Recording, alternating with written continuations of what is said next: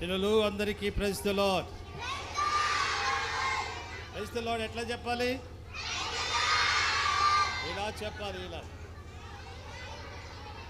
దేవుని సేవకులు ఎదురొచ్చినప్పుడు, పెద్దలైన వారు వచ్చినప్పుడు ఎలా చెప్పాలంటే 2 చేతులు జోడించి ప్రైజ్ ది లార్డ్ అని చెప్పాలి. ఒకసారి అందరూ చెప్పండి, ప్రైజ్ ది లార్డ్. వెనక వాళ్ళు కూర్చున్న దేవుని సేవకులు, పెద్దలైన వారు, టీచర్స్కి అందరికీ ప్రభుని యేసునామమున శుభాలు తెలియజేస్తున్నారు.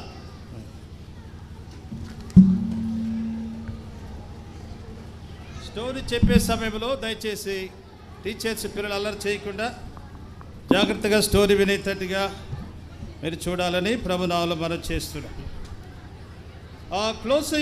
క్లోజింగ్ లెసన్ యొక్క స్టోరీ పేరేంటి? John and Betty. మన యొక్క VBS యొక్క థీమ్ ఏంటి? VBS యొక్క థీమ్ ఏంటి? మేము యెహోవాను సేవించేదము. ఏం చెప్పండి? మేము యెహోవాను సేవించేదము. జాన్ బెట్టీ అనేటువంటి వారు యేసు ప్రభువారి యొక్క సేవ చేయటానికి అమెరికా దేశం నుండి చైనా దేశానికి వారు మిషనరీగా వెళ్తారు. సరే, ఇంతవరకు మీరు 4 లెసన్స్ విన్నారు కదా. ఇది 5వ లెసన్. జాన్ బెట్టీ స్టోరీలో ఇది 5వ లెసన్. ఈ 5వ లెసన్ పేరేంటంటే ట్రయంఫ్ ఓవర్ డెత్. చెప్పండి, ట్రయంఫ్ ఓవర్ డెత్ అంటే అర్థం ఏంటి? మరణం మీద విజయము. ఏం చెప్పండి? మరణం మీద విజయము. సరే, ఈ స్టోరీ చెప్పముందు చిన్న ప్రార్థన చేసుకుందాం. ప్రార్థన అంటే ఏం చేయాలి? అందరూ మోకరించండి. 1 2 3 అంటే ఏం చేయాలి? ప్రేమగల పరలోక తండ్రి, మిరాకాలు ఈ సంవత్సరం కూడా VBS పరిచర్య అనుగ్రహించినందుకై వందనాలు చెల్లిస్తున్నాం. 5 రోజులు మరి పరిచర్యలో సహాయపడుతున్నందుకై స్తోత్రం. ఈ 5వ రోజు క్లోజింగ్ లెసన్లో ప్రభువా మీరు సహాయం చేయవలసిందిగా వేడుకుంటున్నాం. ఆత్మ నడిపింపు దయచేసి మహిమ పొందమని ప్రియ ప్రభును రక్షకుడైన యేసుక్రీస్తు నామమున అతి వినయముతో స్తుతించి ప్రార్థించి వేడుకొనుచున్నాం తండ్రి. కూర్చోండి, అందరూ మంచి కూర్చోండి, చేతులు కట్టుకొని కూర్చోండి. ఎవరు అల్లరి చేయదు. టీచర్స్ దయచేసి చూడండి, అల్లరి చేయకుండా చూడండి. ఇప్పుడు జాన్ బెట్టీ వీరిద్దరు కూడా ఎక్కడు? చైనా దేశంలో ఉన్నారు. జాన్ బెట్టీ ఎక్కడున్నారు? చైనా దేశంలో ఉన్నారు. ఈ జాన్ ఏ దేశానికి చెందినటువంటి వాడు చెప్పండి? జాన్ అమెరికా న్యూ జెర్సీ అనేటువంటి ప్రాంతానికి చెందినవాడు జాన్. యవనస్తుడిగా ఉన్నప్పుడే దేవుని యొక్క వాక్యాన్ని విని మారు మనసు పొంది రక్షించబడ్డాడు. రక్షణ పొందిన తర్వాత జాన్కు ఒక కోరిక ఉంది. అదేమిటంటే, నేను సేవ చేయాలి. ఎక్కడ సేవ చేయాలంటే చైనా దేశానికి వెళ్ళి నేను సేవ చేయాలి అనేటువంటి ఆ కోరిక ఈ జాన్ కలిగి ఉన్నాడు. రెండవది బెట్టీ ఎవరంటే, బెట్టీ తల్లిదండ్రులు వారు కూడా మిషనరీసే. వారు ఇంతకుముందే చైనా దేశంలో ఉన్నారు. కానీ బెట్టీ చిన్నప్పుడే తను కూడా రక్షించబడిన తర్వాత అమెరికా దేశం వెళ్ళి బైబిల్ కాలేజీలో చదువుకుంది. ఈ బైబిల్ కాలేజీలో చదువుకునేటువంటి సమయంలో ఈ జాన్ అండ్ బెట్టీ ఇద్దరు కూడా కలుసుకున్నప్పుడు ఇద్దరికి కూడా ఒకే ఒక కోరిక ఉంటుంది. ఏంటా కోరిక అంటే, మేము చైనా దేశం వెళ్ళి సేవను జరిగించాలి. చూడండి, ఈనాడు చాలామంది యవనస్తులు ఇక్కడ ఉన్నారు. యవన జీవితంలో మీరు ఎలాంటి కోరికలు కలిగి ఉంటున్నారు? ఈ జాన్ బెట్టీని చూడండి. ఇక్కడ మీరు చూస్తున్నారు కదా, ఎవరు వీళ్ళు? John and Betty. John Betty వీరు యవన కాలంలోనే రక్షించబడి ఒక ఆశ కలిగినటువంటి వారు. ఏంటి ఆశ అంటే, దేవుని సేవ చేయాలి. మరి ఈ దినాల్లో యవనస్తులుగా ఉన్నటువంటి వారు మీ యవన కాలంలో రక్షించబడి దేవుని సేవ చేయాలి అనేటువంటి కోరిక మీకుందా? అలాంటి కోరిక ఉండటము ఎంతైనా ఆశీర్వాదకరం. తర్వాత చూడండి, ఈ బెట్టీ రక్షణ పొందిన తర్వాత తాను ఒక తీర్మానం చేసుకుంది. ఏంటా తీర్మానం అంటే, నేను ప్రతిరోజు కూడా దేవునికి ఇష్టమైన జీవితాన్ని జీవించాలి అనేటువంటి కోరిక బెట్టి కలిగి ఉందన్నమాట. మరి యవనస్తులైనటువంటి బిడ్డలు, రక్షణ పొందినటువంటి మీరు ప్రతిరోజు కూడా మనం ఎలా జీవించాలి? దేవునికి ఇష్టమైన జీవితాన్ని జీవించాలి. సరే, వీరిద్దరు కూడా ఇప్పుడు జాన్ బెట్టి ఎవరంటే, వారిద్దరు కూడా యవనస్తులైన దంపతులు. ఈ బెట్టి జాన్ కంటే 1 సంవత్సరం పెద్ద.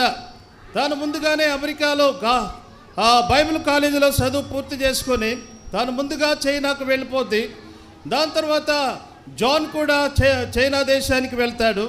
వెళ్ళిన తర్వాత వారిద్దరూ అక్కడ కలుసుకొని మరి పెద్దవారి అనుమతితో వారిద్దరు కూడా వివాహం చేసుకుంటారు.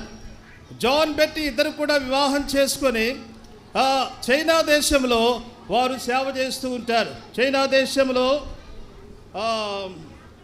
సుయాన్చెంగ్, చైనా దేశంలో సుయాన్చెంగ్ అనేటువంటి ప్రాంతంలో ఈ జాన్ బెట్టి వారిద్దరూ సేవ చేస్తూ ఉంటారు.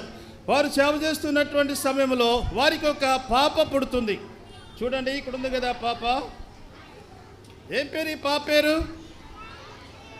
Helen Priscilla. ఏం చెప్పండి? Helen Priscilla. హెలెన్ ప్రిసిల్లా అనేటువంటి పాప జాన్ బెట్టికి జన్మిస్తుంది. సరే, ఇప్పుడు వీరు సుయాన్చెంగ్ అనేటువంటి ప్రాంతంలో ఉన్నప్పుడు పాప జన్మించిన తర్వాత అక్కడ కూడా బైబిల్ కాలేజీ ఉంటుంది, అక్కడ కూడా ప్రార్థనాలయం ఉంటుంది. వారు పాపం తీసుకొని ఆ ప్రార్థనా మందిరానికి వెళ్ళి ఆ హెలెన్ ప్రిసిల్లాను ఏం చేస్తారంటే దేవునికి ప్రతిష్ఠిస్తారు. చూడండి, బిడ్డలు పుట్టిన తర్వాత ప్రతిష్ఠించుట అనేటువంటిది ఒక ప్రత్యేకమైనటువంటి కార్యక్రమం.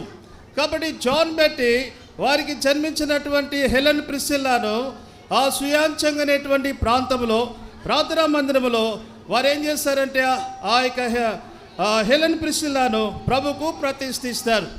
ఇది ఇక్కడ ఉన్నటువంటి విషయం. దాని తర్వాత వారు సుయాన్చెంగ్ అనే ప్రాంతం నుండి వారు ఎక్కడికి వెళ్తారంటే సింగ్టే అనేటువంటి ప్రాంతానికి వెళ్తారు. సుయాన్చెంగ్ అనే ప్రాంతం నుండి సింగ్టే అనేటువంటి ప్రాంతానికి వెళ్తారు. ఈ ప్రాంతం దాదాపుగా 60 మైళ్ళ దూరంలో ఉంటుంది. 60 మైళ్ళ దూరంలో ఉంటున్నప్పుడు వారు మరి తమ బట్టలన్నీ కూడా సర్దుకొని వారు బయలుదేరి వెళ్ళిపోతారు. ఎలా బయలుదేరి వెళ్తారంటే చూడండి, ఆ దినాల్లో మరి చక్రాల బండ్లు ఉండేటువంటివి. ఆ చక్రాల బండ్లలో వారు సామాన్లన్నీ ఎక్కించుకొని, ఇక్కడ చూడండి, ఇది ఇక్కడ ఉన్నటువంటి ఫోటో ఏంటంటే బెట్టి వారిని తీసుకుపోవటానికి ఇక్కడ ఒక బండి కనపడుతుంది. అది ఆ గూడులాగా ఉంది, దాన్ని మోసుకొని వెళ్తారన్నమాట.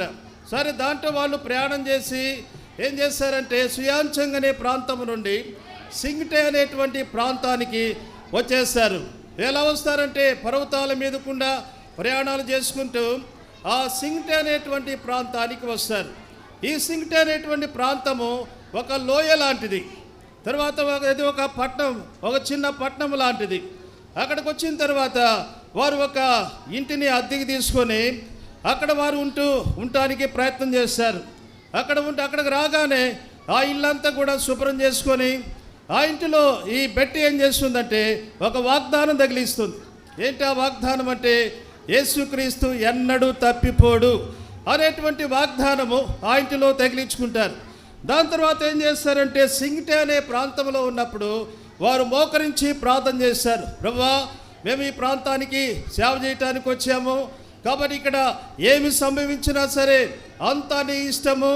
మేము ఒకవేళ మా సేవ కష్టంగా ఉన్నా, మేము ప్రమాదంలో పడిపోయినా మా కాళ్ళగతులు నీ చేతిలో ఉన్నాయి, నీ చిత్త ప్రకారంగా జరిగించు అని చెప్పి మేము బ్రతుకుట క్రీస్తు కోసమే, చావైతే మేలు అన్నట్లుగా వారు ప్రార్థన చేసుకొని తమ జీవితాలు ప్రభు చేతిలో పెట్టుకొని ఆ ప్రాంతంలో సేవ చేస్తూ ఉంటారు.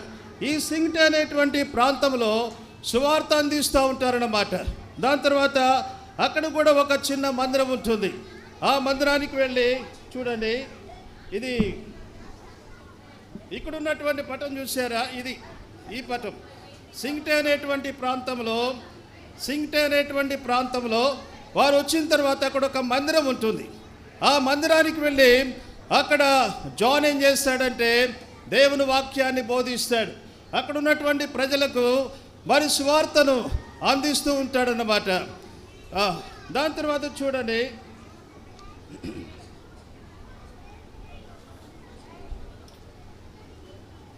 దాని తర్వాత విషయం ఏంటంటే వారు ఇక్కడ మరి మందిరంలో సువార్త అందిస్తూ ఉన్నప్పుడు ఎక్కువ మంది ప్రజలు వచ్చేవాళ్ళు కాదు. ఎందుకంటే చైనీయులు యేసు ప్రభువును నమ్మినటువంటి వారు కాదు, ఏదో కొద్దిమంది వచ్చేటువంటి వారు.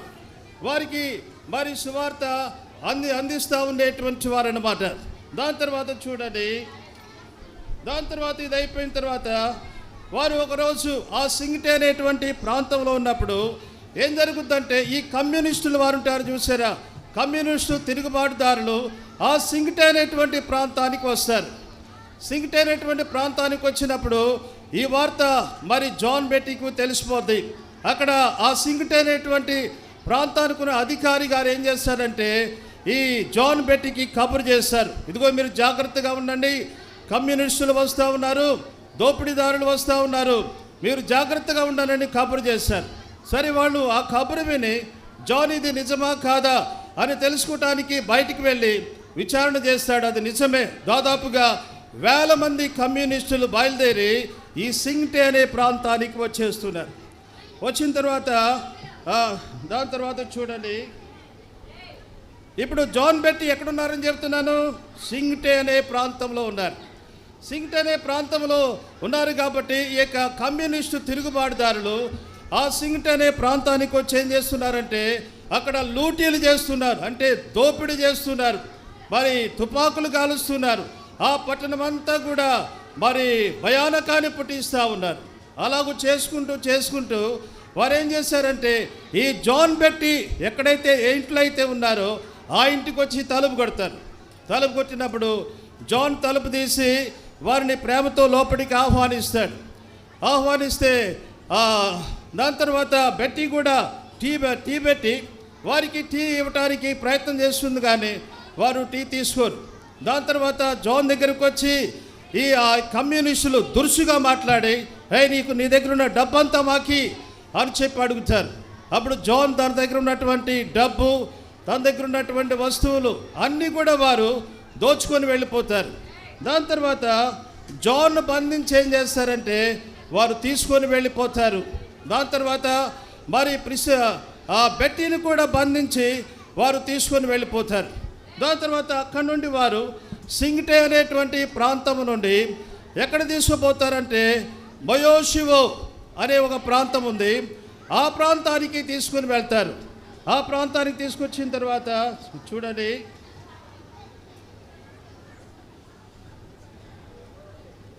సింగ్టే ప్రాంతం నుండి మయోషియో అనేటువంటి ప్రాంతానికి వారు వచ్చిన తర్వాత అక్కడ ఒక పోస్ట్ ఆఫీస్ ఉంటుంది. ఆ పోస్ట్ ఆఫీసులో వారిని నెట్టేసి అక్కడ వారిని కాపుల్లో ఉంచి ఆ మయోషియో అనేటువంటి ప్రాంతాన్ని కూడా ఈ కమ్యూనిస్టులు ఏం చేస్తారంటే దోచుకుంటూ ఉంటారు. అప్పుడు ఆ యొక్క పోస్ట్ ఆఫీసులో కావుల్లో ఉంటారు. ఆ పోస్ట్ మాస్టర్ వారిని చూసి, అమ్మా ఎక్కడికి వెళ్తున్నారు మీరు, ఎక్కడ తీసుకుపోతున్నారు వీళ్ళు అని చెప్పారంటే వాళ్ళు అంటారు, ఎక్కడ తీసుకుపోతున్నారు మాకైతే తెలియదు, మేమైతే మరి పరలోక రాజ్యానికి వెళ్ళేటువంటి మార్గంలో ఉన్నాము అని ఈ జాన్ బెట్టీ చెప్పినప్పుడు ఆ పోస్ట్ మాస్టర్ గారికి అర్థమైపోయింది, అయ్యో వీళ్ళని చంపడానికి తీసుకుపోతున్నారు. అప్పుడు చిన్న ఫ్రూట్లు తీసుకొచ్చి వాళ్ళకి ఇచ్చి తినండి అని చెప్పి వాళ్ళని ధైర్యపరుస్తాడు. దాని తర్వాత ఈ జాన్ అంటాడు, పోస్ట్ మాస్టర్ గారు నేను ఒక లెటర్ రాస్తాను, ఆ లెటర్ మీరు మరి పోస్ట్ చేస్తారా అని చెప్పి అడుగుతాడు. తప్పకుండా చేస్తానయ్యా అంటాడు.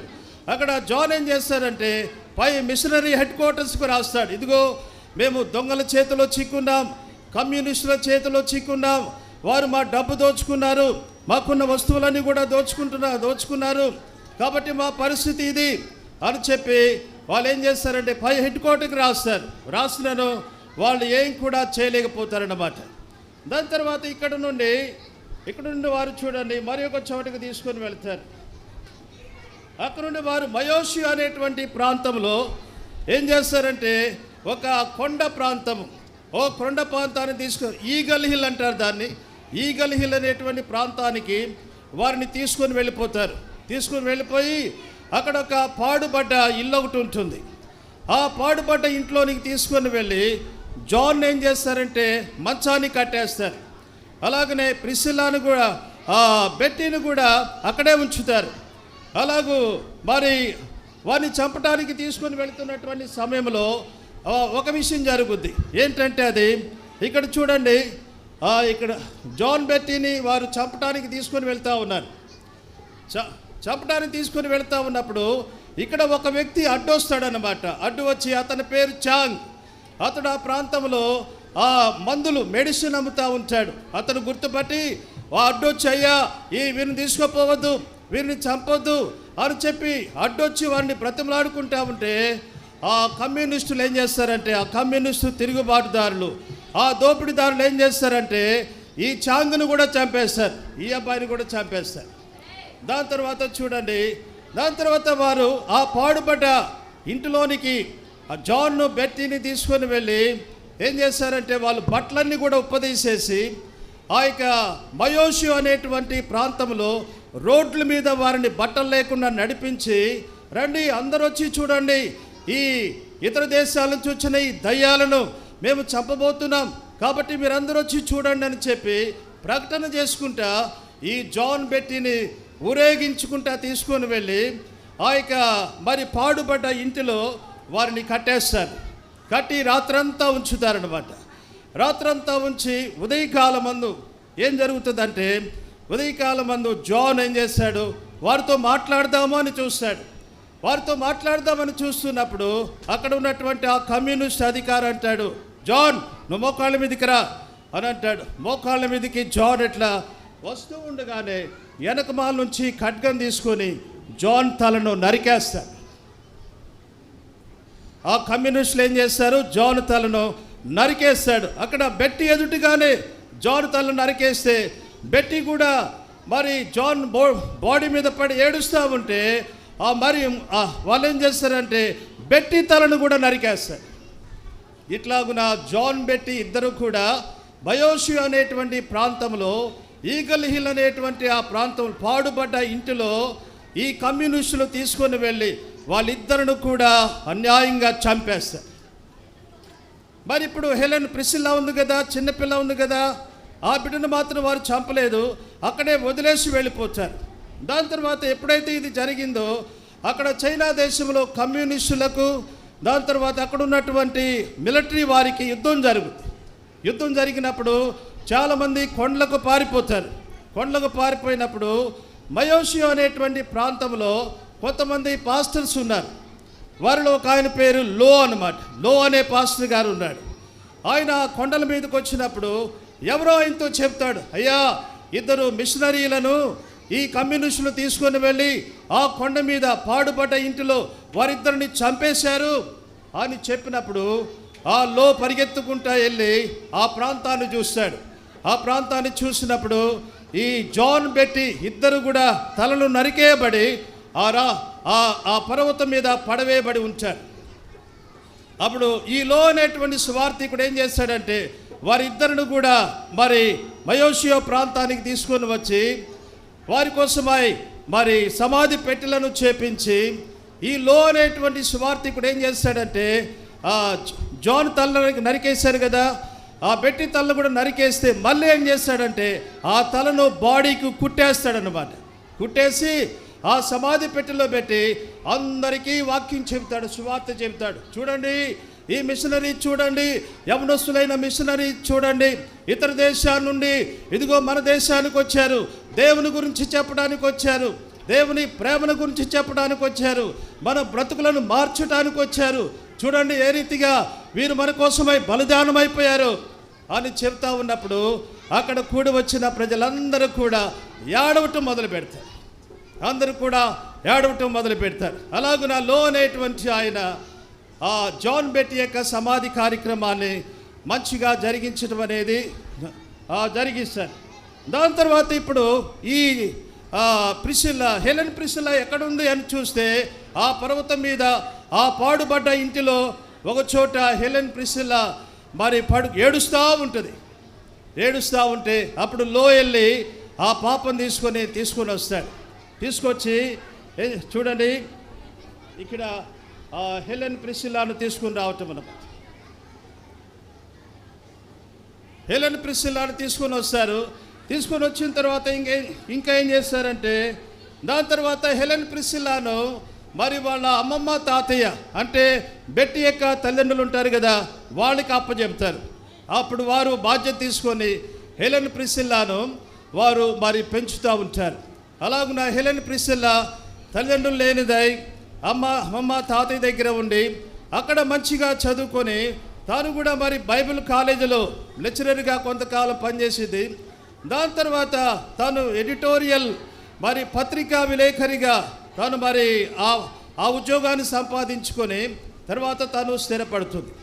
కాబట్టి ఇక్కడ చూడండి, ఈ జాన్ బెట్టి యవనస్తులైన దంపతులు యవన కాలంలో రక్షణ పొంది దేవుని సేవ చేయాలి అనేటువంటి కోరికతో అమెరికా దేశాన్ని విడిచిపెట్టి చైనా దేశానికి వెళ్ళి దేవుని సేవలో తమ ప్రాణాలను బలిదానముగా అర్పించినటువంటి మంచి యవనస్తులు జాన్ బెట్టి.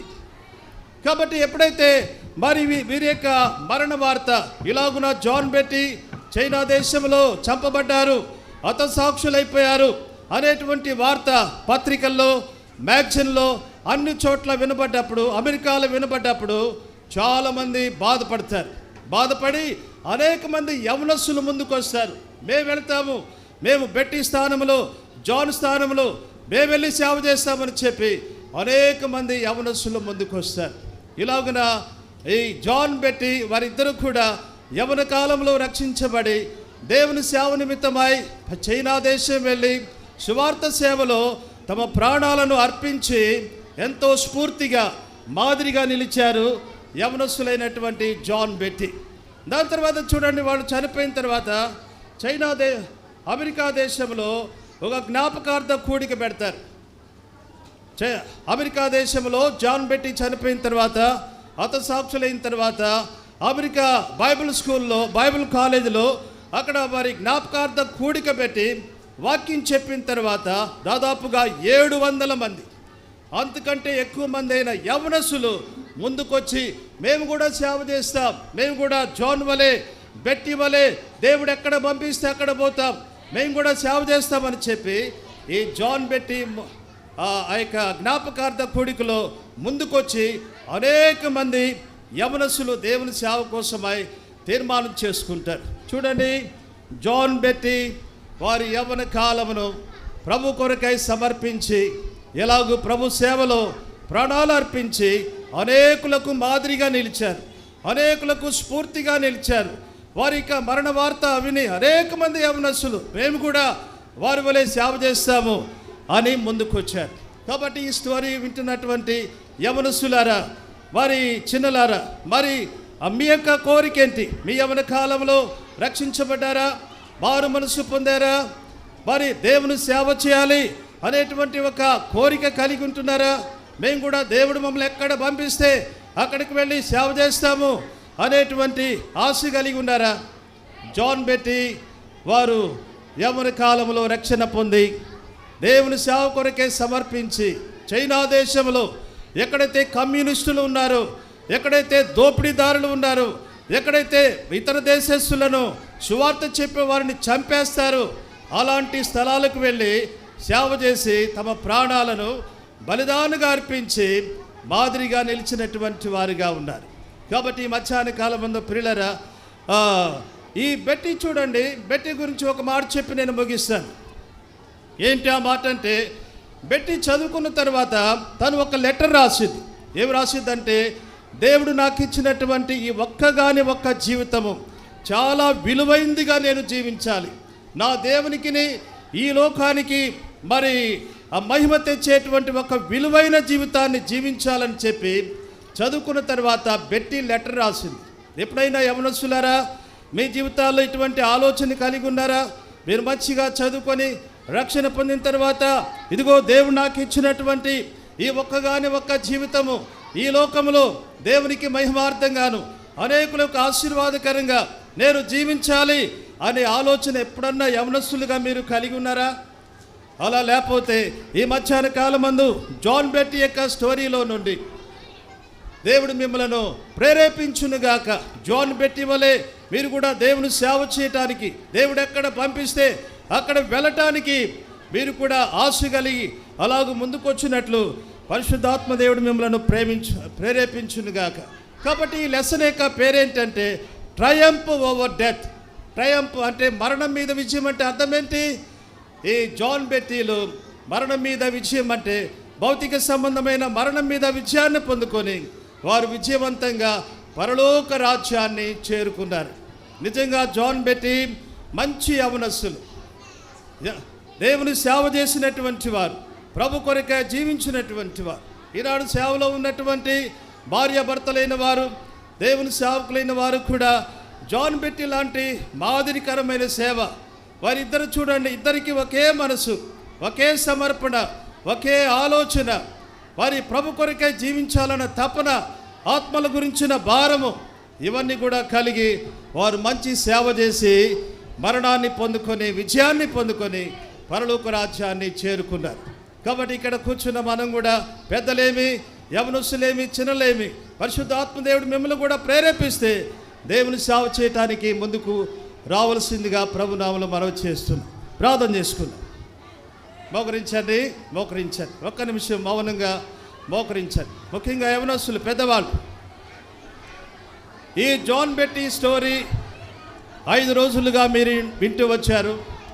ఈ జాన్ బెట్టి వారి యవన కాలంలో రక్షించబడి సేవ కొరకే తీర్మానం చేసుకొని వారి చైనా దేశం వెళ్ళి ప్రభు సేవలో తమ ప్రాణాలు అర్పించారు. మీలో ఎవరైనా, ముఖ్యంగా యవనస్తులైన వారు, మీరు రక్షించబడ్డారా? రక్షణ తీర్మానం చేసుకున్నారా? ఒకవేళ సేవ చేయాలి అనేటువంటి ఆశ ఎవరికైనా ఉందా?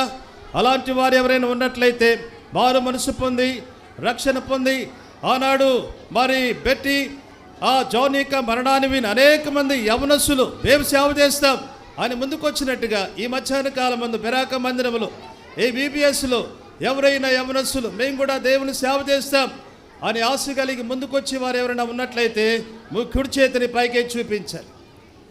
ఎవరైనా జాన్ బెట్టి వలె మేము కూడా సేవ చేస్తాం, ప్రభు మిమ్మల్ని దీవించునుగాక. నిజమైన కోరికతో మేము కూడా జాన్ బెట్టి వలె సేవ చేస్తామని ఆశతో సేజూసి చూపిన వారందరినీ పరిశుద్ధాత్మదేవుడు ఆశీర్వదించి బలపరచునుగాక. ప్రార్థన చేసుకుందాం. చేతులు దించండి. ప్రేమగల పరలోక తండ్రి, పెరాకాలు అనుగ్రహించిన VBS బట్టి వందనాలు చెల్లిస్తున్నాం. ఈ 5 రోజులు VBSలో సహాయపడుతూ వచ్చినందుకే స్తోత్రం. క్లోజింగ్ లెసన్లో మరి జాన్ బెట్టిని గురించి 5 పాఠాలుగా మరి 5 రోజులు చెబుతూ వచ్చారు. జాన్ బెట్టి ఏ రీతిగా వారి చిన్నతనంలోనే యవన కాలంలోనే రక్షించబడినటువంటి వారై ప్రభా దేవుని సేవ పిలుపందుకొని మంచిగా చదువుకొని వారిట్లు మరి చైనా దేశమునకు వెళ్ళి తమ ప్రాణాలను బలిదానంగా అర్పించి అనేకులను సంపాదించగలిగినట్లుగా ప్రభా VBSకు వచ్చినటువంటి యవన బిడ్డలను ప్రత్యేకంగా దర్శించండి. వారి హృదయాల్లో నిజమైన మారు మనసు కలుగు చేసి వారు కూడా మీ సేవ చేయడానికి ముందుకు వచ్చి ప్రభు నన్ను ఎక్కడికి పంపిస్తే అక్కడికి వెళ్ళి సేవ చేస్తాను అనే తీర్మానం కలిగిన వారు అనేకులు ముందుకు వచ్చినట్లుగా మీరే సహాయం చేయమని, మిగతా కార్యక్రమం దీవెనకరంగా చేయమని యేసుక్రీస్తు ప్రభు నామమున అతి వినయముతో స్తుతించి ప్రార్థించి వేడుకొనుచున్నాం తండ్రి.